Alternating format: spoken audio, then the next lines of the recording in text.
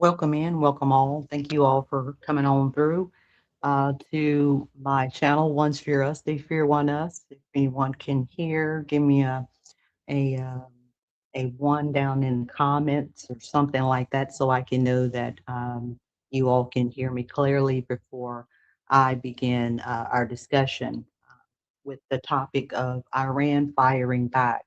I'm not sure if you all are aware that there was supposed to be a ceasefire between Iran and the United States because the United States wanted a ceasefire.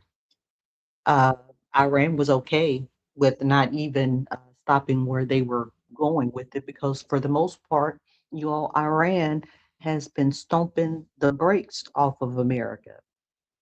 And I don't think people had anticipated that Iran was actually going to come back with such force. Other black and brown people, we kind of thought that they would, but I don't think the paleface thought that they would. The ones in particular are at the White House on is it 1600 Pennsylvania Avenue for over, I want to say, 50 plus years. The European settlers broke over 600 treaties, peace treaties, with the black and brown natives here in this country. So for me, I'm not shocked that he did not keep his word. When has a white man, a a politician, kept their word when it comes to fairness and equality and tolerance? And I'll wait on that. And this is not a slight. Maybe it is, because it's kind of a question. And please leave a comment if you can think of any time that a white male politician has actually stuck by what they say they were going to do. I just haven't heard too many. I haven't seen too many consistently do it. So I'm welcoming someone to uh, break that.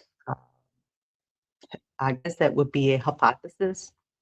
So I wanted to kind of get come on and give people an opportunity, if they wanted to speak on what's going on in the world, because the fact of the matter is a lot of us, 97% of us in the world, we have absolutely nothing to do with what's going on in another part of the world, and yet their actions and reactions affect us and effect us on a day-to-day basis. And that can be overwhelming. That can be very frustrating, confusing, even, especially when we're not getting uh, the correct information. We expect our media, we expect our politicians, we expect uh, the Americans that we put in charge, if you will, of our lives, to tell us the truth and to be honest with us and forthcoming. To be honest, that's very naive of American citizens. That's on us. Uh, I don't know when white Americans decided to just basically be naive and go along with whatever the main people were saying and not researching for themselves. And basically, if it didn't affect them, then they weren't going to put too much stock in doing some research. And the lack of research, you all, in our systems, in our American systems, have gotten us to where we are now, to where, unfortunately, we feel that we can go into any country and dictate to them our way of life. And if they don't lay down, then they will stay down. And that's not what America is supposed to be about, according to what they lied to us and told us America was supposed to be about. So I think for me, looking at all of the information that's going on and that's happening, and they are basically saying it's not going to get better, it's going to get worse. And what are we doing about that? How are we handling that?